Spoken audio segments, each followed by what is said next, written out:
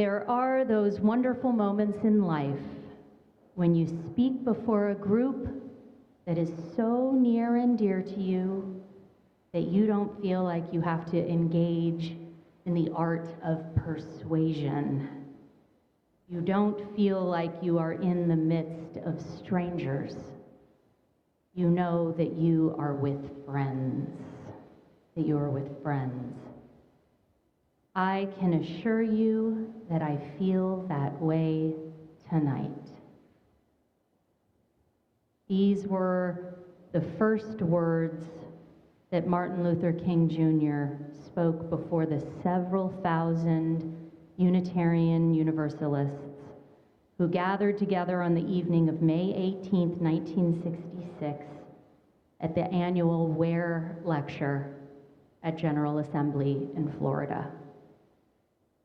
For those of you who are new to our faith, General Assembly is an annual gathering of UUs from around the country who come together to worship and learn and grow and imagine and expand and vote on initiatives that our larger organization, the UU Association, implements. Thousands attend.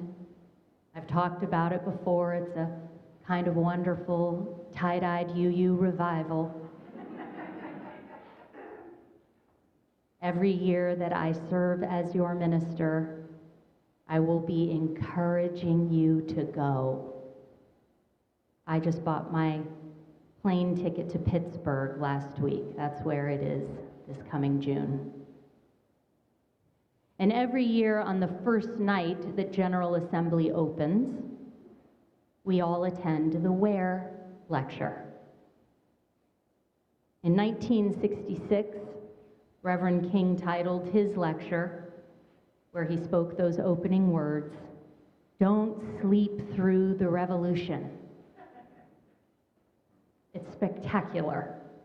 You can go to the UUA website and read it in its entirety, as you can every other Ware lecture over the years. They are resplendent in joy. But I must say to you that I was most gripped this past week by those opening words to his audience, his friends, because it reveals something that was hands down the burning coal at the center of the civil rights movement and burning coal at the center of King's theology, that all of us are, in his words, caught in the inescapable network of mutuality. All of us. You see, the reason Reverend King traveled all the way to Hollywood, Florida in 1966, at the height of the civil rights movement, where he would have been highly sought after as a keynote speaker and preacher in countless venues. He had a lot of places to be in 1966. Was because he was among friends. These were relationships, carefully forged and nurtured for years with UU ministers, leaders, and congregations. And we need to know this, not so that we sit back and congratulate ourselves, but so that we might draw from the lessons it teaches us and carry this forward.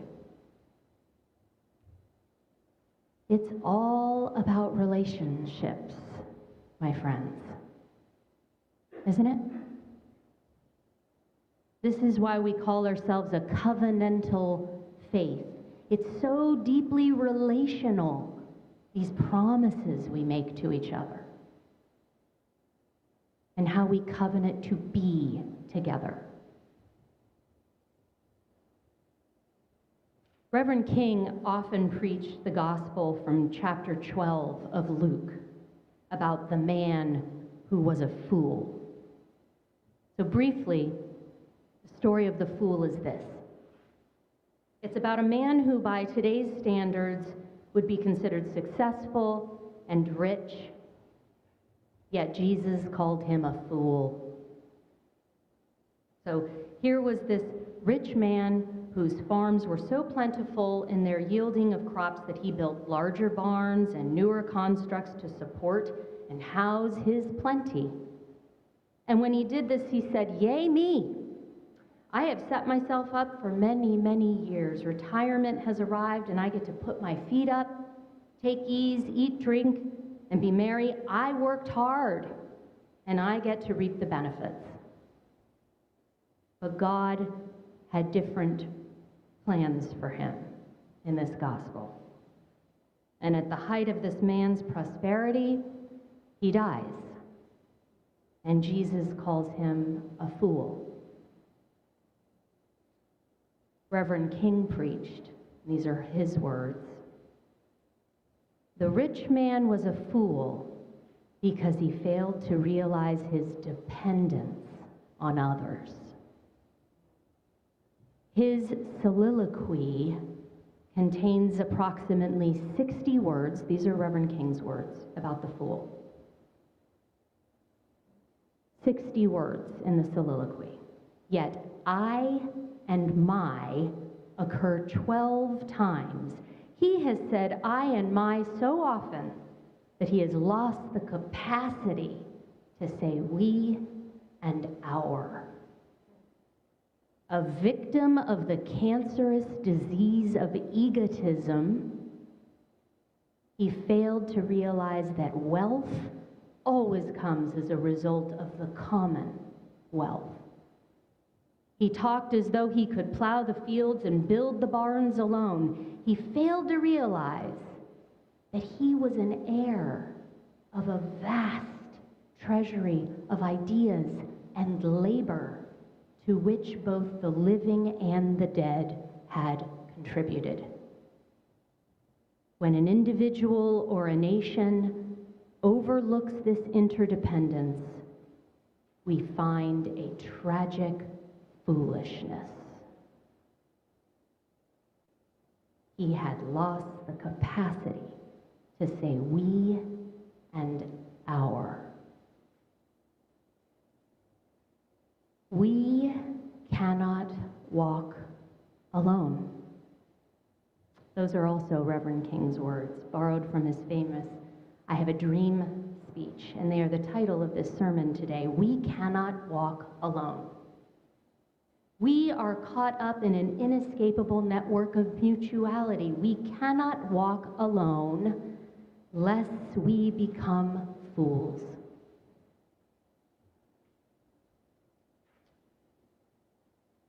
So dominant culture is the culture we were all reared up in. It touches us all. It teaches us a different story. As a middle-class white woman reared up in a long line of working-class white women,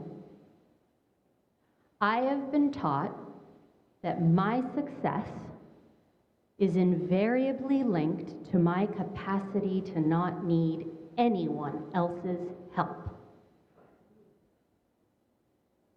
I have value in society when I prove that I can do it all alone. Parent, run a house, work, build a life for myself. This is the measure of my success. And I have been taught to claim it as so. None but me and my go-to attitude made this and can make this possible. And I have often congratulated myself and congratulated others for doing this well. This taught success story not only keeps us all in a state of industrialized toil and burnout, but also keeps us ignorant to the vast treasury of ideas and labor that has made our successes possible, right? This taught success story is a core tenet of individualism. It is the opposite of interdependence.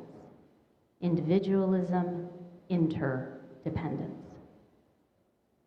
Individualism, not individuality, there's a difference. Individualism is the principle that teaches total self-reliance. Some of our transcendentalist loved ones might not like what I'm about to say. It teaches total self-reliance in action, in belief, and in thought. It is a corrosive thread, and it is a great lie that touches us all, and we have built collective altars to concepts like independence, self-reliance, self-sufficiency. Words that sound like freedoms and liberties and success stories, American dreams, right? But really draw each of us into a deeper and deeper state of disconnection, isolation, depression, and apathy for our fellows. Interdependence, which Reverend King knew was the antidote to the venom, smashes this to smithereens, dismantles individualism. For it is the state of being connected to one another, sharing in labor, sharing in care, sharing in successes, sharing in failures, knowing that nothing we accomplish or achieve is possible without a whole vast network of people, both living and long gone, who made it so. Our community fridge is a beautiful example of it. Interdependence is the capacity to say we and our ecosystems are interdependent. The oak tree cannot be the oak tree without a vast network of mutuality and interdependence. And my friends, neither can we.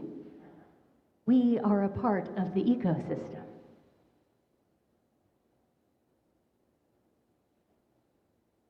And I hope you hear this. As one of my colleagues, the Reverend Molly Hoosh Gordon, says, the invitation in these kinds of hard truths, for they are hard, are not towards shame, but towards relationship. Not towards shame, but towards relationship. And I hope you really hear that wisdom. It's not my fault, nor am I a bad person for being socialized this way and perpetuating it unintentionally. Racism, white supremacy, patriarchy, colonialism, classism, these are systems of thought and being that I inherited, but did not create.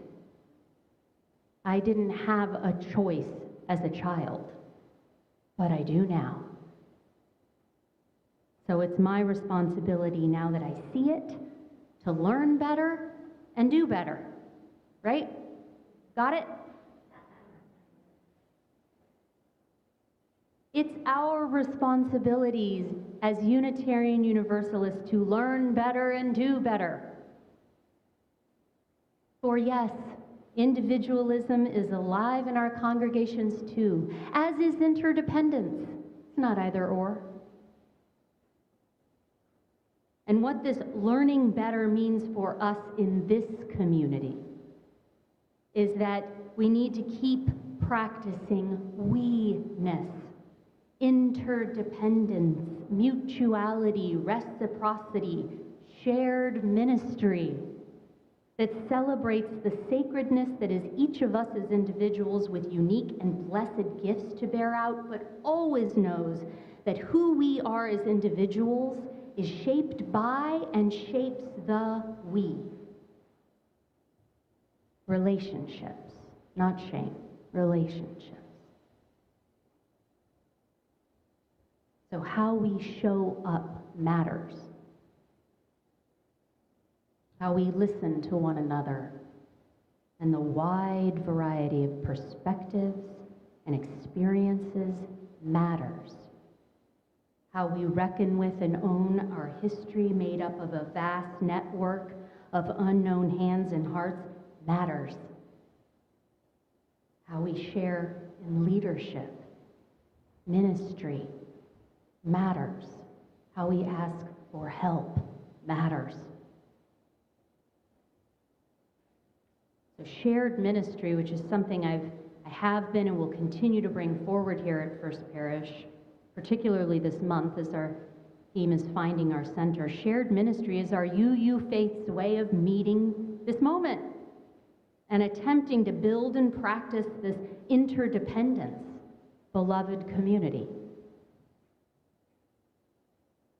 It is one that sees each of us as arriving with a unique gift to cultivate and bear out a ministry that matters and that can't be nor should be made manifest alone. And it requires forging and nurturing relationships, many hands working together towards a common and meaningful purpose, a mission. Gone are the days, my friends, when the minister thinks they can do it all or are expected to. Gone are these days. Gone are the days when one person feels like they must do it all, or are expected to, or are expected to. We cannot walk alone. Amen. And we are better for walking together. We are better off. And Reverend King is the great example of this. Not only did he preach this doctrine again and again, but he lived it. He was a truly gifted man, yes. But let us not be tempted by dominant culture's myth of any charismatic and gifted leader single-handedly moving a people and generation towards justice. Honestly, much of his giftedness had to do with knowing how to work with people, alongside them, consult with them, dream with them, empower them, trust them, be changed by them, and be inspired by the love he found in and with them. The story of the civil rights movement was never just about a single man. Never. It was a story about the collective, the we. Masses of African American activists and citizens with a bounty of gifts that were born out sitting in, marching, boycotting, door knocking, organizing, planning, delegating, in a massive network of mutuality that whirred and thrummed day and night from sea to shining sea. We see Reverend King at the head of the march, but we also see hundreds of students mobilizing, countless women who never stopped organizing behind the scenes, like Ella Baker, Fannie Lou Hamer, Dorothy Cotton, Coretta Scott King, Rosa Parks, Dorothy Height. I could keep going and going and going. Why don't we know their names by heart? Thousands of unknown people making courageous decisions on behalf of the we. If you want to learn better, take a closer look at the network of friends Reverend King had. It really sheds so much light on why his sermons and speeches taught about the earthquaking power of we cannot walk alone. He got it. He got it. Today, so many of us are looking for that one leader who will rise to the top of the movement and be this generation's Reverend King.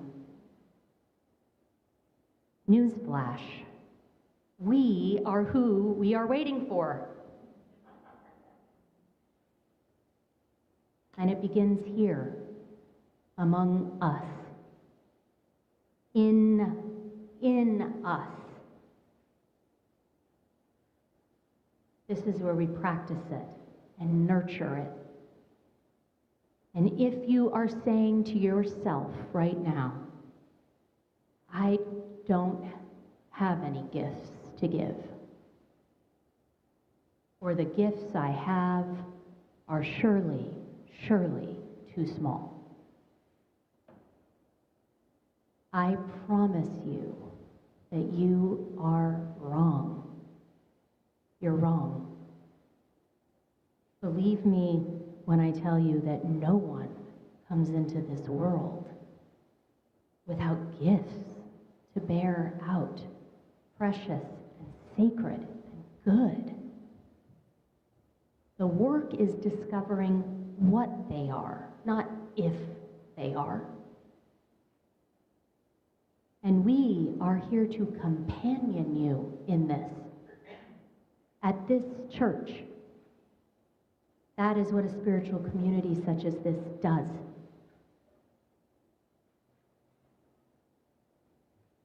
We are also here to pick things up when you need to drop them.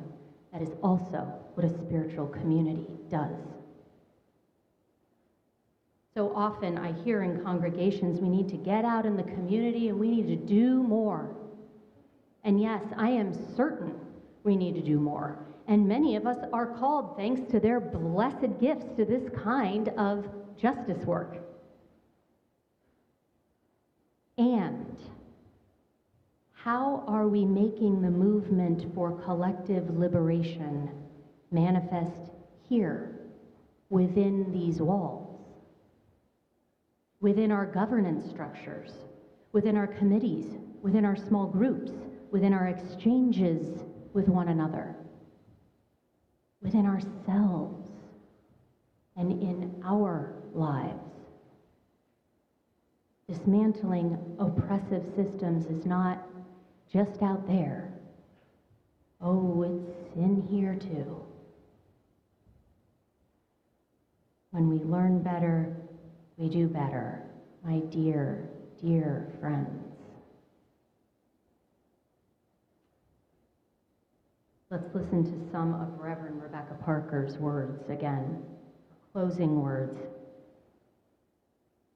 The choice to bless the world can take you into solitude, to search for the sources of power and grace, native wisdom, healing, and liberation.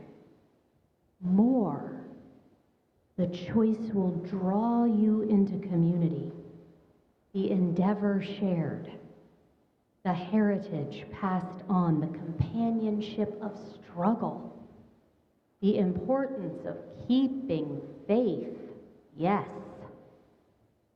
the life of ritual and praise, the comfort of human friendship, the company of earth, the chorus of life welcoming you.